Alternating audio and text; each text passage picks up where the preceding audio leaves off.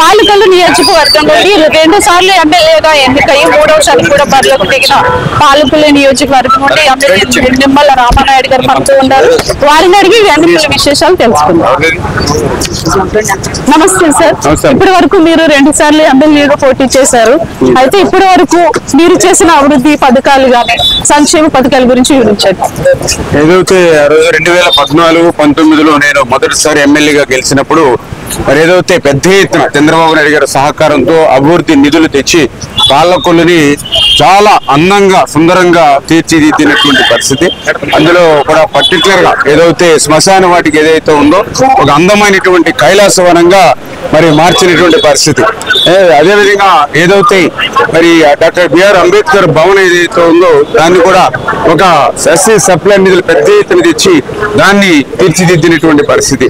అదేవిధంగా ఏదైతే main road ఏదైతే ఉందో 20-30 సంవత్సరాల నుంచి జరగనటువంటి పనిని ఆ మెయిన్ రోడ్ ని క్లియర్ చేసి ట్రాఫిక్ ని క్రమబద్ధీకరించినటువంటి విషయం. కానీ ఎవరైతే అందరికీ అన్నం పెట్టేటువంటి అన్నదాతలు ఎవరైతే ఉన్నారో మరి వాళ్ళందరికీ కూడా మరి రహదారి సౌకర్యాలు, కొంత రోడ్లు, గ్రావెల్ రోడ్లు అన్ని వేసినటువంటి విషయం. కానీ ఇట్లా ఏదైతే సొంతింటి కళ నెరవేర్చాలనే ఉద్దేశంతో మరి ఆ రోజు ఎన్టీఆర్ టిట్కో ఇళ్ళు 7,159 ఇళ్ళు ఆ రోజు నిధులు మంజూరు చేసి 90% మేము పూర్తి చేశాం. మరి ఏదైతే ఈ ప్రభుత్వం వచ్చే కార్బస్త సిమెంట్ ₹1 అంటే ఇట్లా ఏదైతే 14-19 5 సంవత్సరాల్లో అనేకమైన అభివృద్ధి సంక్షేమ కార్యక్రమాలు పెద్ద ఎత్తున పాలకొల్లులో చేసి ఆ రోజు పాలకొల్లుని ఏపీలో అగ్రస్థానంలో అభివృద్ధులు నిలిపాం. మరి 19లో మరి నేను గెలిచిన ప్రతిపక్ష శాసనసభ్యుడిగా ఉన్నాం కాబట్టి మరి ఈ యొక్క అభివృద్ధి అంటే నా పాలకొల్లోనే కాదు జగన్మోహన్ రెడ్డి గారి పాలనలో ఏ యొక్క నియోజకవర్గంలోనూ కూడా మరి ఎక్కడ కూడా అభివృద్ధిని కానరానటువంటి పరిస్థితి. ఏదైతే ఒక ప్రతిపక్ష శాసనసభ్యుడిగా ఆ ప్రజల తరఫున ఆ పేదల తరఫున నిత్యం పోరాటాలు చేస్తూ కొంతమేర అంటే ఒక రకంగా అదృష్టమనే చెప్పాలి. ఎందుకంటే మేము ఏదైనా పాలకొల్లు నియోజకవర్గానికి మరి ఏదైనా సమస్య వచ్చినప్పుడు అది అధికారుల దృష్టికి తీసుకెళ్ళినప్పుడు వాళ్ళు కొంత అంటే రామానాయుడు మంచి వ్యక్తి, కష్టపడేటువంటి వ్యక్తి, సరే సర్వీస్ ఉండేటువంటి వ్యక్తి, ఆయన పని చేయాలి అనేటువంటి తలంపుతో కొంతమంది అధికారులు చేసి పెట్టారు. కొంతమంది రామానాయుడు మళ్ళీ పని చేయకపోతే ఆయన మన ఇంటి ముందుకు వచ్చి కూర్చుంటాడు, అందుకని పని చేస్తే పోలా అని చెప్పి ఆ రకంగా ఏదో ఒక రకంగా కొంతమేర చెప్పాలంటే మరి ఉన్నంతలో కొంతమేర పనులు చేసుకుంటూ వెళ్ళాం. ఏదైతే రేపు 2024 13వ తారీఖున జరిగేటువంటి ఎలక్షన్స్ లో మరి ఖచ్చితంగా మరి తెలుగుదేశం, జనసేన, బీజేపీ బలపరిచిన అభ్యర్థికి గెలిపించమని ఆశీర్వదించమని కోరుతూ ఉన్నా ప్రజలు. ఎందుకంటే అదేదో నా స్వార్థం కోసం, నా కుటుంబం కోసం, నా ఆస్తులు పెంచుకోవడం కోసం కాదు. ఎందుకంటే మీ అందరికీ తెలుసు గత 10 సంవత్సరాలుగా మరి ఎమ్మెల్యేగా పనిచేస్తున్నా నా ఆస్తులు అమ్ముకొని రాజకీయం చేశాను తప్ప ఎప్పుడు కూడా నేను నిధులు మరి సంపాదించినటువంటి పరిస్థితి లేదు. బాగున్నారమ్మా? కొంచెం అందరికీ చెప్పాలి అమ్మా, మన పాలకొల్లు మన రామానాయుడు మీ బిడ్డలు నేనంతా కొంచెం అందరూ ఆశీర్వదించాలి అమ్మా తప్పనిసరిగా. అంటే ఈ రకంగా మరి ఏదైతే ఈ యొక్క పాలకొల్లుని అభివృద్ధి పదం నడిపించేటువంటి విధంగా మరి నన్ను ఆశీర్వదించమని కోరేది నా ఆస్తులు అంతస్తులు ఇవి పెంచుకోవడానికి కాదు, ఏదైతే కొన్ని బ్యాలెన్స్ వర్క్లు ఏవైతే ఉన్నాయో అవి కంప్లీట్ చేయాలని. అంటే ఫర్ ఎగ్జాంపుల్ ఇప్పుడు ఏదైతే మరి మన 100 పడకల ఆసుపత్రిగా అంటే 100 పడకల ఆసుపత్రి ఏదైతే ఉందో 12,60,00,000 రూపాయల నిధులు మనం మంజూరు చేస్తే ఈవేళ 5 సంవత్సరాలు అయినా కూడా ఈవేళ అది కంప్లీట్ చేయలేకపోయారని అంటే ఈ ప్రభుత్వం మరి ఎంత నిర్లక్ష్యం. అందుకే మన చంద్రబాబు నాయుడు గారి ప్రజాగలం ఏదైతే బహిరంగ సభలో రేపు అధికారులకు వచ్చినట్టుగా 100 పడకల ఆసుపత్రి పూర్తి చేయడంతో పాటు ఆ డయాలసిస్ సెంటర్ ని కూడా అక్కడ ఏర్పాటు చేస్తామని అంటే ఇటువంటి పూర్తి చేయడం కోసమే నా ఆశీర్వాదం. బాగున్నారా అన్న? కొంచెం నువ్వు సావ్ అంటే ఇంట్రెస్ట్ ఎందుకంటే ఇప్పుడు ప్రేమిస్తాడు, సేవను ప్రేమిస్తాడు, నిజాయితీగా ఉంటాడు, నీతిగా ఉంటాడు. కొంచెం మనూరు మన పాలకొల్లు మన వాటర్ ఉంది. మరి ఏదైతే ఇవాళ అందరికీ ఆరోగ్యాన్ని కాపాడాలనేటువంటి ఎందుకు ఆరోగ్యాన్ని కాపాడాలని అంటున్నామంటే ఏదైతే ఇవాళ పొల్యూషన్ వాటర్ ఇవాళ పాలకొల్లులో ఏదైతే కెనాల్స్ లో నేను చూస్తూ ఉంటా. మరి ఎందుకంటే రైతు బిడ్డగా ఆ కాలువల్లో దిగినప్పుడు ఆ పందులు, కుక్కలు, ఆ బస్సులు, కల్లేబారాలు, కోళ్ళ ఫారాల్లో మరి కోళ్ళు చనిపోతే వాటిని మూటలు కట్టి కాళ్ళలోనే పడేసి డ్రైన్ వాటర్ కాళ్ళలోకి వస్తూ ఉంటే ఆ వాటరే మన చెరువుల్లోకి వచ్చి తాగుతూ అది మనం హాస్పిటల్ పాలవుతున్నాం. అందుకే విద్యేశ్వరం నుంచి డైరెక్ట్ గా పైప్ లైన్ ద్వారా పాలకులకి మరి సురక్షిత త్రాగునీరు ఇవ్వాలి, పొల్యూషన్ నీరు ఇవ్వాలి. 200 కోట్ల రూపాయలు ఆ రోజు ప్రాజెక్టుని తెచ్చి టెండర్లు పిలిచాం, వర్క్ ఆర్డర్ ఇచ్చాం. కానీ ప్రభుత్వం పని చేయకపోతే అసెంబ్లీలో అడిగితే సంవత్సరంలో పూర్తి చేస్తానన్నాడు బొత్స సత్యనారాయణ. కానీ అలా 5 సంవత్సరాలు అయినా సరే 5 రూపాయలు పని చేయాలి. అంచేత రేపు మన అధికారంలోకి వచ్చి ఆ విద్యార్థులకు డైరెక్ట్ పైప్ లైన్ ద్వారా నీరు తెచ్చి సురక్షిత త్రాగునీరు ప్రతి ఇంటికి ఇవ్వాలని. అంటే ఇట్లా ఏదైతే ఒక విజన్ తో ఇప్పుడు ఎన్టీఆర్ కళాక్షేత్రం ఏదైతే బొండాడు వెంకటరాజు గుప్తా ఉంది, మరి అది 70% పూర్తయితే మూతేసేశారు. రేపు మనం వచ్చి ఆ యొక్క బొండాడు వెంకటరాజు గుప్తా కళాక్షేత్రం మరి ప్రారంభించడం కాదు, ప్రతిష్టాత్మక నంది నాటకోత్సవాలు కూడా మరి ఇక్కడ నిర్వహించాలని. ఏదైతే ఎన్టీఆర్ టిట్కో ఇళ్ళు ఉన్నాయి 90% మనం చేసాం. ఇవాళ అరబస్తా సిమెంటేలు ₹1 పెట్టలే ఈ ప్రభుత్వం. అందుకే రేపు మనం వచ్చిన తర్వాత ఏదైతే శ్రావణ మాసంలోనే ఆగస్టు నెలలోనే వాళ్ళందరినీ కూడా ఇంట్లోకి పంపిస్తాము ఉచితంగానే అన్న మాట ప్రకారం. ఎందుకంటే ఆ రోజు జగన్మోహన్ రెడ్డి ఉచితంగా ఇస్తానని మాట తప్పి మడమ తిప్పి బ్యాంకులు పంపించి ఒక్కొక్కరి నెత్తి మీద 10 లక్షల రూపాయలు అప్పు పెట్టి ఇవాళ వాళ్ళు మోసం దగా చేసేది వాళ్ళకి నోటీసులు వస్తూ ఉన్నాయి. అంచేత ఉచితంగానే రేపు శ్రావణ మాసంలో ఎన్టీఆర్ టిట్కో ఇళ్ళు పంపించాను. ఏమో బాగున్నారా? ఏమో మర్చిపోకండమ్మా తెలే. అలా చూసుకుంటే టిక్కో ఇల్లు లబ్ధిదారులకు వాళ్ళ ఇల్లు అందాలని చెప్పేసి మీరు ఇంటింటికి సైకిల్ మీద వెళ్ళి పేపర్ బాయ్ గా మారి వాళ్ళకి పేపర్ వేసి వినూత్నంగా గవర్నమెంట్ కి మీరు నిరసన తెలియజేశారు కదా, అప్పుడు గవర్నమెంట్ ఎట్లా స్పందించింది? ఏదైతే పోరాటం చేసాం మీరు సెపరేట్ గా, ఏదైతే ప్రభుత్వం నుంచి ఎట్లాంటి స్పందన లభించింది? 5 గంటలకి ఉదయం 5 గంటలు లేచి తెల్లవారుజానే సైకిల్ మీద ఇంటింటికి వెళ్ళి న్యూస్ పేపర్ వేస్తూ ఉన్నాం. న్యూస్ పేపర్ ఏంటంటే డబ్బుల కోసం కాదు, జీతం కోసం కాదు. ఒక ఎమ్మెల్యే ఉదయాన్నే లేచి పేపర్ వేయడం ఏంటని కనీసం అంటే ఆలోచన ముఖ్యమంత్రి చేసినా ప్రభుత్వం చేసినా ఈ యొక్క మహిళల బాధలు మహిళల కష్టాలు ఎట్లా ఉన్నాయని ఆ ప్రభుత్వానికి తెలియజేయాలనే ఉద్దేశంతో. నేను బాగున్నారా బాబాయ్? మరి జాతర ఆశీర్వదించాలి మరి అందరికీ. ఏదైతే ఇప్పుడు అట్లా అంటే ఆ టిట్కో ఇల్లు కోసం అంత ఫైట్ చేసాం. మండు టెండలో 240 కిలోమీటర్లు మండు టెండలో మరి ఏదైతే అసెంబ్లీకి సైకిల్ మీద వెళ్ళాం, అదేవిధంగా పాదయాత్రలు చేసాం, సత్యాగ్రహ దీక్షలు చేసాం, 36 గంటలు మున్సిపల్ ఆఫీస్ లో నిరవధిక నిరాహార దీక్ష చేసాం. అయినా సరే ప్రభుత్వానికి కనికరం లేదు, మానవత్వం లేదు. అటువంటి ప్రభుత్వానికి బుద్ధి చెప్పడానికి వీళ్ళ ప్రజలందరూ కూడా సిద్ధంగా ఉన్నారు. రేపు రాబోయేటువంటి రోజుల్లో పాలకొల్లు పట్టణంలోనే 7,159 ఇల్లు ఏవైతే మేము ఇచ్చామో ఇంటికి 3 చెప్పులు లెక్కేసుకుంటే 20,000 మంది రేపు జగన్మోహన్ రెడ్డిని సాగనంపడానికి వ్యతిరేకంగా ఓటు వేయడానికి పాలకొల్లో టిట్కోళ్లలో చేసిన ద్రోహానికి ఈవేళ తెలుగుదేశం జనసేన బీజేపీని గెలిపించడానికి సిద్ధంగా ఉన్నారు. ఇదే పాలకొల్లు బాగున్నారా? ఎలా ఉన్నావు? బాగున్నారా? మరి ఆశీర్వదించాలమ్మా. పట్టుబడికి వెళ్తున్నారా? దాన్ని అయితే మీ పార్టీ అధికారంలోకి వస్తే టిక్కో ఇళ్ళ బాధ లబ్ధిదారులకు మీరు ఎలాంటి న్యాయం చేస్తారు? మొన్ననే బాబు గారితో నేను ఆల్రెడీ చెప్పడం జరిగింది. ఏదైతే మొన్న మీటింగ్ లోనే బాబు గారు డైరెక్ట్ గా అనౌన్స్ చేశారు, రేపు శ్రావణ మాసం అంటే ఆగస్టు నెల అందరినీ కూడా ఇళ్లలోకి పంపిస్తాము, మొత్తం అందరినీ కూడా. నెంబర్ 1. నెంబర్ 2, ఏదైతే అన్నమాట ప్రకారం ఉచితంగానే బ్యాంకులు తాకట్టు లేకుండా వాళ్ళు ఇళ్లలో పంపిస్తాం. నెంబర్ 3, ఏదైతే మౌలిక వసతులు అంటే అంగన్వాడీ, స్కూల్స్, బ్యాంకులు, ఏటీఎంలు, ఏదైతే ఫుట్పాత్, బ్రిడ్జి, ఆసుపత్రి, ప్రాథమిక పాఠశాలలు, అంగన్వాడీ ఏవైతే మౌలిక వసతులు, డ్రైనేజీ, వాటర్, ఎస్టీపీ అన్ని కూడా కంప్లీట్ చేసి సకల సౌకర్యాలు ఒక రామోజీ ఫిలిం సిటీ, ఒక సింగపూర్ సిటీ మాదిరిగా ఎన్టీఆర్ తీర్చిదిద్దుతాం రేపు రాబోయేటువంటి రోజుల్లో. 15-20 సంవత్సరాల నుంచి ఇప్పుడు మేమైతే ఈవిడికి దగ్గర నాకు తెలిసిండి 15 సంవత్సరాలు చేస్తున్నాము. దగ్గర 20 సంవత్సరాల నుంచి బియ్యమిస్తున్నాను ఈవిడికి. మరి ఇంత సేవ చేస్తున్నాం మేమంతా. మీరు అందరూ అర్థం చేసుకోవాలి. ఈవిడికి ఈరోజు ఇప్పుడు ఎలక్షన్స్ ఏమి లేవే, 20 సంవత్సరాల నుంచి ప్రతి నెల 1వ తేదీన రేషన్ అవునా లేట్ అవ్వచ్చేమో కానీ ఈవిడికి ఇచ్చే బియ్యం మాత్రం లేట్ అవ్వదు. 1వ తేదీన మా ఇంటి దగ్గర వీళ్ళందరికీ కూడా కొలిసి ప్రతి నెల వాళ్ళకి కార్డులు ఇచ్చాం. మరి 20 సంవత్సరాల నుంచి ఈవిడ లాంటి వాళ్ళు 100 మందికి నేను బియ్యమిస్తాను, 100 మంది వృద్ధులకి చేస్తాను. మీ ప్రత్యర్థి వైసీపీ పార్టీ అభ్యర్థులు ఎట్లా ఎదుర్కోబోతున్నారు? ఏదైతే ఈవేళ వైఎస్ఆర్సీపీ పార్టీ అభ్యర్థి ఎవరైతే ఉన్నారో ఈవేళ తెలుగుదేశం పార్టీ కాదు, ఈవేళ వైఎస్ఆర్సీపీ పార్టీ సైతం మరి ఆయన వెనక నడిచేటువంటి పరిస్థితి ఈవేళ పాలకొల్లు లేకుండా పోయింది. ఎందుకంటే ఆయన ఇక్కడ వాడు కాదు, ఇక్కడ పుట్టినవాడు కాదు, ఇక్కడ వాళ్ళు ఎవరికి కూడా తెలియనిటువంటి వాడు. చేత అతను ఏ విధంగానూ కూడా పరిచయం లేనిటువంటి వ్యక్తి. పాలకొల్లు నియోజకవర్గంలో ఎన్ని గ్రామాలు ఉన్నాయో తెలియదు, ఎంతమంది ప్రజలో తెలియదు, సరిహద్దులు ఏంటో తెలియదు, ఇక్కడ సమస్యలు ఏంటో తెలియదు. అంచేత అటువంటి వ్యక్తి కంటే రామానాయుడు అంటే పగలైనా రాత్రైనా అర్ధరాత్రి అయినా సరే పిలిస్తే పలికే మనిషి, మన ఇంట్లో మనిషి, మన జేబులో మనిషి. అటువంటి మన మనిషిని వదులుకుని ఎక్కడి నుంచో ఇవాళ ఎలక్షన్ సీజన్ లో ఒక వలస పక్షి మాదిరిగా వచ్చి మళ్ళీ రేపు 13వ తారీఖు ఎలక్షన్ ఏంటంటే కనపడకుండా పోయేటువంటి వ్యక్తి మనకు అవసరం లేదు. ఖచ్చితంగా ఈవేళ మనవాడిగా రామానాయుడు గెలిపించుకోవాలి, మన పాలకులను గెలిపించుకోవాలనే ఆలోచనతో ఈవేళ ప్రజలందరూ కూడా ఏకపక్షంగా రేపు తీర్పు పోతున్న పరిస్థితి.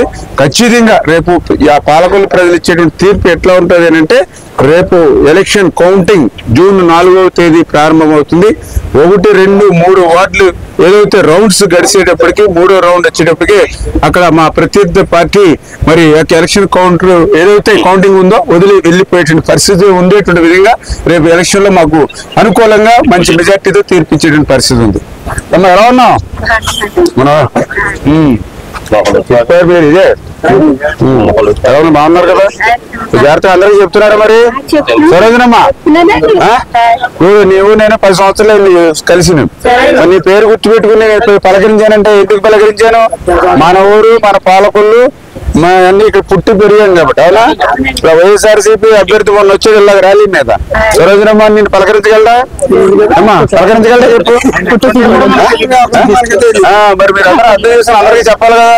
ఇప్పుడు రామానాయుడు గారు చూడు ఎమ్మెల్యే హోదా ఉండి ఆయన వచ్చి నీ పేరు పెట్టి పిలవగలిగి. ఎందుకో పెరగలం? ఇక్కడ పుట్టాం, ఇక్కడ పెరిగాం, ఈ గాలి పీల్చుకున్నాం కాబట్టి. ఏమా అందరికీ చెప్పాలి, మీరందరూ కూడా ఏకగ్రీవంగా చేయాలి. ఏమా మర్చిపోకం. మరి పాలకొల్లు నియోజకవర్గంలో చూసుకుంటే వైఎస్ఆర్సీపీ పార్టీ వాళ్ళు అభివృద్ధి కార్యక్రమాలన్నీ మేము చేశామని చెప్తున్నారు. దీన్ని comment.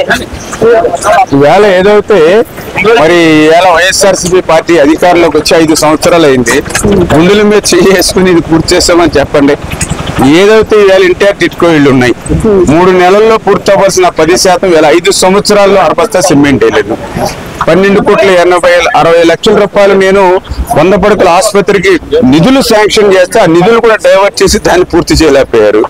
Vijayasri director pipe line కోసం 200 కోట్ల రూపాయలు ప్రాజెక్టు తెస్తే కనీసం 1 రూపాయి కూడా అది పూర్తి చేయలేని పరిస్థితి. ఏదైతే వీళ్ళ ప్రజలందరూ కూడా ఆలోచన చేస్తా ఉన్నారు. ఏదైతే వీళ్ళు వచ్చి 5 సంవత్సరాలు అయింది. మరి ఏదైతే ఆ హాస్పిటల్ పూర్తి చేయాలా, ఏదైతే విజయశ్రం నుంచి వచ్చేటువంటి డైరెక్ట్ పైప్ లైన్ వాటర్ 200 కోట్ల రూపాయల ప్రాజెక్టు కూడా ఈ యొక్క పని కూడా చేయలేనటువంటి పరిస్థితి. ఆ టిట్కో ఇల్లు మరి ఏదైతే 90% పూర్తి చేస్తే అవి కూడా పూర్తి చేయలేని పరిస్థితి. ఆఖరికి డాక్టర్ బిఆర్ అంబేద్కర్ భవన్ మేము అత్యంత సుందరంగా నిర్మాణం చేస్తే 5 సంవత్సరాల కనీసం రంగులు కూడా మెయింటైన్ చేయలేకపోతున్నారు. బరిల్ గ్రౌండ్ ఎంత కష్టపడి శ్మశాన వాటికలో పడుకుని మరి ఆ పనులు పూర్తి చేస్తే ఈవేళ అక్కడ కనీసం లైట్లు కూడా ఎలగినటువంటి దుస్థితికి ఈవేళ ఈ ప్రభుత్వం తీసుకొచ్చిన పరిస్థితి. కళాక్షేత్రం బొన్నాడు వెంకటరాజు గుప్తా కళాక్షేత్రం కళలకు మారుపేరు మా పాలకొల్లు. అందుకోసం పూర్తి చేస్తే వీళ్ళు 5 సంవత్సరాలు దాన్ని మూతేసి పెట్టుకున్నారు. ఏదైతే మన మెయిన్ రోడ్డు ఉంది నేను ఎక్స్టెండ్ చేశాను, వెలమగూడ రోడ్డు ఉంది నేను ఎక్స్టెండ్ చేశాను, శ్రీనివాస డీలక్స్ రోడ్డు ఉంది అత్యంత సుందరంగా. అంటే ఒకప్పుడు సాయంత్రం 6 అయితే శ్రీనివాస డీలక్స్ రోడ్డులో నడవడానికి భయపడేవారు, కానీ ఇవాళ అక్కడ నేలను ముద్దాడేటువంటి విధంగా తీర్చిదిద్దాను. అంటే అదే విధంగా రైతులు ఉన్నారు, గ్రావెల్ రోడ్లు ప్రతి పొలానికి నేను గ్రావెల్ రోడ్లు వేసాను. వీళ్ళు ఎక్కడ 5 సంవత్సరాలు ఎక్కడ తంట కంకర వేసారేమో చెప్పానండి. అంటే 5 సంవత్సరాల్లో ఒక్క పని కూడా పాలకులు చేయలేదు. ఎందుకు చేయలేదనంటే వాళ్ళందరూ కూడా ఒకటి ఆలోచిస్తున్నారు. పాలకొల్లు నియోజకవర్గం మాకు ఒక అద్దిల్లు లాంటిది. ఇప్పుడు అద్దింట్లో ఉన్నవాడు సున్నం పోయింది, సున్నం కొని తెచ్చుకుని వేసుకోడు. ఒక డోర్ పోయింది, బాగు చేయించుకోడు. ఎందుకంటే ఇది అద్దిల్లు, ఇవాళ ఇక్కడ కాకపోతే ఇంకో చోటుకి వెళ్తాం అనేటువంటి ఆలోచన. అదేవిధంగా ఇన్ఛార్జ్ కూడా ఏముంది, జగన్మోహన్ రెడ్డి రేపు మళ్ళీ మళ్ళీ ఎక్కడ ట్రాన్స్ఫర్ చేస్తాడు, ఎమ్మెల్యేని ఎంపీలని మంత్రుల్ని ట్రాన్స్ఫర్ చేశాడు. అంచేది ఇన్ఛార్జీలు మేము లెక్క, ఇక్కడ కాకపోతే ఇంకో చోట పోతుంది. అంచేత ఇక్కడ మనం కష్టపడి పని చేస్తే ఉపయోగం ఉంది. ఏదో మనకు అధికారం ఇచ్చాడు ఇన్ఛార్జి, అధికారాన్ని ఎంజాయ్ చేద్దాం అని ఒక కారుకి కియో సౌండ్ హార్న్ వేసుకోవడం, లేకపోతే అధికారం ఉంది కానీ ఆ సిఏలు ఎస్ఏలు ఎంఆర్ఓలు కమిషనర్ని వాళ్ళు మార్చి హ్యాపీగా ఎంజాయ్ చేయడం మీద దృష్టి పెట్టారు తప్ప 5 సంవత్సరాల్లో 5 రూపాయల పని పాలకులకి చేయలేదని అంటే పాలకుల నియోజకవర్గం వాళ్ళకి అద్దిల్లులాగా భావిస్తున్నారు కాబట్టి వాళ్ళు ఏ పని చేయనటువంటి పరిస్థితి. అందుకే ఈవేళ ప్రజలందరూ కూడా ఏకగ్రీవంగా రామానాయుడు మన వ్యక్తి, మన పాలకులు, మన రామానాయుడు విధంగా గెలిపించుకునేటువంటి ఆలోచనతో ఈవేళ ప్రజలందరూ కూడా పాలకులు ఉన్నటువంటి పరిస్థితి. రేడియో కనపట్లేదు, మరి జాతీయ చూసుకోవాలి. ఇంత ఎండలో, ఇంత మొండటి ఎండలో, ఇప్పుడు మెట్ట మధ్యాహ్న ఇంత మొండలో ఎమ్మెల్యే చవట్ల తొక్కుతా మీ గడప దగ్గరకు వచ్చి, మీ ఇంటికి వచ్చి, మీ కాళ్ళ దగ్గరికి వచ్చి అడుగుతున్నానంటే ఇంకా మీరు అర్థం చేసుకుని జాతీయుడు ఎలా ఉంది, బాగుంది కదా. మరి ఏమన్నా ఏదైనా చేసుకోవాలి. దాదాపుగా 10 సంవత్సరాలు మీరు చేశారు. ఈ 10 సంవత్సరాల కాలంలో మీరు ఎన్ని కోట్ల అభివృద్ధి చేశారు? దాంట్లో మీరు ఇది చేయడం వల్ల ప్రజలు హ్యాపీగా ఉన్నారు, నేను కూడా సంతృప్తి చెందాను అని ఏ విషయంలో ఫీల్ అయ్యారు? ఏదైతే 3,50,00,000తో ఆ రోజు శ్మశాన వాటికి ఒక అందమైనటువంటి కైలాసవనంగా మార్చా, ఈ రోజు అక్కడికి వెళ్ళినట్టు ప్రతి ఒక్కరు కూడా నా పేరు తెలుసుకుంటూ తర్వాత నాకు వచ్చి సంతోషంగా చాలా బాగుందని చెప్తూ ఉన్నారు. కొంతమంది అయితే కొంచెం ఓల్డ్ ఏజ్ అయిన వాళ్ళు రేపు చనిపోయాక అక్కడికి వెళ్తాం కదా, ఒకసారి అది కొడుకుని కానీ మనవని కానీ ఒకసారి నాకు శ్మశాన వాడికి చూపించమని అడుగుతూ ఉన్నారు. ఒకసారి వెళ్ళి చూసి వస్తాను అని. అంటే రేపు నా ఆఖరి మధ్యలో అక్కడే గడుస్తుంది కదా అని. అంటే జనరల్ గా శ్మశానానికి వెళ్ళడానికి భయపడే వాళ్ళు రేపు చనిపోయిన తర్వాత అక్కడికే తీసుకెళ్తారు కదా, నాకు ఒకసారి చూపించండి అంటూ ఉన్నారు అన్నట్టే. అంత వాళ్ళు ఆ శ్మశాన వాటికి సుందరవనంగా మార్చాం. అదేవిధంగా ఒక అంబేద్కర్ భవన్ ని కూడా నాకు చాలా తృప్తి. ఏమో బాగున్నారా? అంబేద్కర్ భవన్ ఏదైతే ఉందో నాకు కళ అది. ఎందుకంటే నేను అంబేద్కర్ అభిమాని, అంబేద్కర్ అంటే నాకు గౌరవం చిన్నప్పటి నుంచి కూడా. అంచేతే నేను అంబేద్కర్ భవన్ ఎంతో కష్టపడి నిర్మాణం చేశాం. ఈవేళ అంబేద్కర్ భవన్ చూసుకోవడం నాకు చాలా ఆనందం, సంతోషం కలుగుతుంది. అదేవిధంగా ఎస్సీ సప్లై నిధులు కూడా పెద్ద ఎత్తున పాలకులకి తీసుకొచ్చి ఏదైతే మీరు చూసారు పట్టణంలో మరి దగ్గర ప్రతి ఎస్సీ వార్డు కూడా 6 కోట్ల రూపాయలు, 8 కోట్లు ఒక్క వార్డుకి ఖర్చు పెట్టి దగ్గర 45 కోట్లు మరి పాలకొల్లు పట్టణంలోను, అదేవిధంగా 80 కోట్ల రూపాయలు పాలకొల్లు రూరల్ లోను, దగ్గర ఒక 120-130 కోట్లు ఓన్లీ ఎస్సీ సప్లై నిధులు నేను తీసుకొచ్చా. మరి అవి ఆ పనులు కూడా నేను చేసినటువంటి పనులే ఇప్పుడు అక్కడ కనిపిస్తూ ఉన్నాయి. అవి కూడా నాకు చాలా సంతోషంగా ఆనందంగా ఉన్నటువంటి పరిస్థితి. ఏదైతే ఇప్పుడు టిట్కోల దగ్గరికి వెళ్తుంటే వారందరూ కూడా హారతలు పెట్టి స్వాగతం పలుకుతున్నారు మహిళలందరూ. అంటే వాళ్ళకి సరైన మౌలిక వసతులు ఇంకా కలగకపోయినా, ఇంకా కొంతమంది ఇళ్ళకి రాకపోయినా ఈ ఎమ్మెల్యే గారు రేపు వస్తే కంప్లీట్ గా చేస్తారు బ్యాలెన్స్. ఏదేమైనా ఒక గూడు నీడ ఇవ్వడంలో ఆ రోజు అధికారులు ఉన్నప్పుడు 90% చేస్తారు, ప్రతిపక్షాలు ఉన్నప్పుడు మా కోసం పోరాటం చేసి లాఠీ దెబ్బలు తిని తలకి కూడా రక్తాలు కారేటువంటి విధంగా మరి కేసులు పెట్టించుకునేటువంటి వ్యక్తి అనేటువంటి వాళ్ళకి, అంటే మన తరపున పోరాడుతున్నారు, మన తరపున మాకు అండగా ఉన్నారు అనేటువంటి భావన. అంటే ఇట్లా చాలా కార్యక్రమాలు. అదేవిధంగా రైతులు ఎవరైతే ఉన్నారో వాళ్ళు కూడా నన్ను కూడా ఒక రైతు బిడ్డగా, ఎందుకంటే 6 కాలం కష్టపడి పంట పండిస్తే అమ్ముకోలేనిటువంటి పరిస్థితి ఏదైతే ఉందో మరి వాళ్ళందరూ కూడా ఒకటే చెప్తూ ఉన్నారు. ఏదైతే ఆ రోజు రామానాయుడు గారు లేకపోతే మా ధాన్యాన్ని అమ్ముకోలేము. ఎందుకంటే ఈ వరకు ధాన్యం అమ్ముకోవాలంటే మనం అమ్ముకుంటే డబ్బులు మనకు వచ్చేవి, కానీ ఈ ప్రభుత్వంలో ధాన్యం అమ్మాలంటే ఎదురు 30,000-20,000 ప్రభుత్వానికి కట్టాలి. 75 కేజీలు బస్తా, కానీ వీళ్ళు 5-10 కేజీలు అదనంగా తూచిస్తేనే కానీ దించుకోలేనిటువంటి పరిస్థితి. అటువంటి దుర్మార్గమైన పాలనకు వ్యతిరేకంగా రామానాయుడు గారు కష్టపడి మన తరపున ఉద్యమించారు. 3 రోజులు 5 రోజులు ధాన్యం బస్తాలు ట్రాక్టర్లతోటి లారీలు అక్కడ నిలబెట్టుకునేటువంటి పరిస్థితిలో రామానాయుడు గారు మనకు అండగా ఉండి పోరాడి మనం ధాన్యం అమ్ముకోవడానికి ఆయన మనకి తోడుగా నిలిచాడు. అంచేత ఒక రైతు బిడ్డగా నేను ఏదైనా గ్రామాలకు వెళ్తున్నప్పుడు వాళ్ళు ఎదురొచ్చి వాళ్ళు ఆనందంగా స్వాగతం పలవడం. ఇట్లా 5 సంవత్సరాల్లో నేను ఎన్నో చేసిన కార్యక్రమాలు. ఒక ముదుసలి వాళ్ళు వచ్చి మరి బొగ్గలు నివరి బాబా అని కౌలించుకుని నువ్వు రావాలి మా బాగుండాలని, నిజంగా 70 సంవత్సరాల వయసు ఉన్నటువంటి ఎవరైతే ఉన్నారో మరి వాళ్ళందరూ కూడా వచ్చి ఆప్యాయంగా నన్ను పలకరించడం. ఆఖరికి చిన్న పిల్లలు వాళ్ళు వచ్చి ఎదురొచ్చి కేరింతలు కొడుతూ రామానాయుడు అని అంటూ ఉంటే, అంటే నిజంగా కల్తీ కల్మషం లేని వాళ్ళు నిద్ర కూడా. ఎందుకంటే వాళ్ళకి ఇంకా చిన్న ఏజ్ కాబట్టి వాళ్ళు కల్తీ కల్మషం లేదు. అంటే వాళ్ళు రామానాయుడు నేను చేసిన సర్వీస్ కానీ వీడియోస్ కానీ ఇట్లా చూసి ప్రజలు చెప్పుకోవడం విని గ్రౌండ్ లో చిన్నపిల్లలు సైతం నా పట్ల ఆకర్షితులు అవుతున్నారు. అదేవిధంగా 70-80 సంవత్సరాలు పైబడినటువంటి వాళ్ళు రేపు రామానాయుడు అంటూ ఒక సర్వీస్ చేసిన వ్యక్తి ఇంకా ఉన్నాడు మనకనేటువంటి భావన. అంటే నిజంగా 2 వర్గాల్లో, అంటే బిలో 15 years అబోవ్ 60 years ఈ 2 కూడా పెద్దగా స్వార్థం ఉండదు ఈ 2 సెక్టార్లో. అంచేత ఆ సెక్టార్లు నన్ను వచ్చి ఆశీర్వదిస్తూ ఉన్నారని అంటే నిజంగా మనం చేసిన సర్వీస్ కి ఒక ఐడెంటిఫికేషన్ ఉందని నాకు అనిపించిన పరిస్థితి. ప్రతిపక్ష పార్టీ ఎమ్మెల్యేగా ఉన్నారు కదా, మీరు ఎలాంటి ప్రాబ్లమ్స్ ఫేస్ చేశారు? ఇవాళ ప్రతిపక్ష పార్టీ ఎమ్మెల్యేగా ఏదైతే అనేకమైనటువంటి ఇబ్బందులు ఎదుర్కొన్నాం. ఎందుకంటే గతంలో మరి రాజశేఖర రెడ్డి గారు ముఖ్యమంత్రిగా ఉన్నప్పుడు కూడా మరి మేము ఇలాంటి బాధలు ఇబ్బందులు ఎదుర్కోవాలి. కానీ ఈ రోజు జగన్మోహన్ రెడ్డి వచ్చిన తర్వాత రాజశేఖర రెడ్డి హయాంలో కూడా మేము ఎప్పుడు కూడా ఇంత ఇబ్బందులు పడలేదు. ఎందుకంటే ఇప్పుడు జగన్మోహన్ రెడ్డి కక్షలు, కేసులు, వేధింపులు, ఈ పాలన ఏదైతే నా మీద ఈ రోజు 25 కేసులు నమోదు చేసిన పరిస్థితి. 2019కి ముందు ఒక్క కేసు కూడా నా మీద లేదు. 19, 24 ఈ 5 సంవత్సరాల్లోనే 25 కేసులు. ఆ కేసులన్నీ కూడా పొలిటికల్ కేసులు. అంటే నాలాగా ఉదయం లేచి రాత్రి పడుకునే వరకు ప్రజల కోసం పనిచేసే వ్యక్తిని, నా ఆస్తులు అమ్ముకుని రాజకీయం చేసే నాలాంటి వ్యక్తి మీద 25 కేసులు ఈ జగన్మోహన్ రెడ్డి పెట్టగలిగాడని అంటే ఏ రకంగా ఆయన్ని ఫేస్ చేయాలని ప్రజలందరూ కూడా అర్థం కానిటువంటి పరిస్థితి. ఏదైతే మరి అనేక రకాలుగా ఏదైతే ఇప్పుడు చించినాడులో దళితుల మట్టి ఏదైతే వీళ్ళు అమ్ముకుంటున్నటువంటి దశలో మరి దానికి అడ్డుపడితే దాన్ని ఆ రోజు వాళ్ళు అనేక ఇబ్బందులు కానీ, ఇట్లా టిట్కోయిల్లో పోరాటంలో కానీ, ఇట్లా అనేక విషయాల మీద ప్రజాస్వామ్యాన్ని కాపాడుకోవడానికి మేము ఏదైతే ప్రయత్నం చేసామో వాటన్నిటి మీద కూడా ఈ ప్రభుత్వం అనేక ఇబ్బందులు పెట్టింది. అది ఎన్ని పెట్టినా ఎన్ని చేసినా కూడా మేము మాత్రం మరి ఎక్కడ కూడా చెట్టు చెదరకుండా ప్రజాస్వామ్యాన్ని కాపాడడానికి మేము అందరం కూడా పనిచేసిన పరిస్థితి. చివరిగా మీరు అధికారంలోకి వస్తే పాలకొల్లు నియోజకవర్గానికి మీరు ఎలాంటి అభివృద్ధి కార్యక్రమాలు చేస్తారు? ఏదైతే రేపు వచ్చేది ఖచ్చితంగా తెలుగుదేశం, జనసేన, బీజేపీ ప్రభుత్వం 175కి కూడా 160 సీట్లు మరి వేళ గెలుచుకోబోతుంది మన ఎన్డీఏ ప్రభుత్వం. 175కి 160 సీట్లు గెలుచుకోబోతుంది ఈవేళ మరి ఏదైతే మరి ఈ యొక్క కూటమి ప్రభుత్వం. ఖచ్చితంగా రేపు రాబోతున్న రోజుల్లో మన పాలకుల్లో కూడా మరి ఏదైతే ఇంకా మనకి బ్యాలెన్స్ ఏవైతే ఇంకా వర్క్స్ ఏదైతే మనం చేయాలని అనుకుంటున్నామో అవన్నీ కూడా మనం కంప్లీట్ చేస్తాం. అది సరే, అంటే మళ్ళీ మీరు అధికారంలోకి వస్తే ఏమేమి అభివృద్ధి పనులు చేస్తారు? ఓకే, మేము ఏదైతే చాలా క్లియర్ గా క్లారిటీగా ఉన్నాం, ఒక విజన్ తో ఉన్నాం. ఖచ్చితంగా నేను ఇందాకే చెప్పాను, రేపు అధికారంలోకి నన్ను ఆశీర్వదించడం అనేది నా ఆస్తుల కోసమో నా అంతస్తుల కోసమో కాదు. ఏదైతే మరి చాలా క్లియర్ గా మరి బ్యాలెన్స్ ఏవైతే ఆసుపత్రి పనులు పూర్తి చేయడం కానీ ఒకసారి మీరు అనుకున్న జరగాలని ఆల్ ది బెస్ట్ చెప్పుకుంటూ మీరు మళ్ళీ అయితే ఇప్పటి వరకు విన్నారు కదండి. నెక్స్ట్ గా అధికారంలోకి వస్తే తెలుగుదేశం పార్టీ తాము అనుకున్నవన్నీ మళ్ళీ నెరవేరుస్తామని చెప్పేసి సార్ చెప్పారు.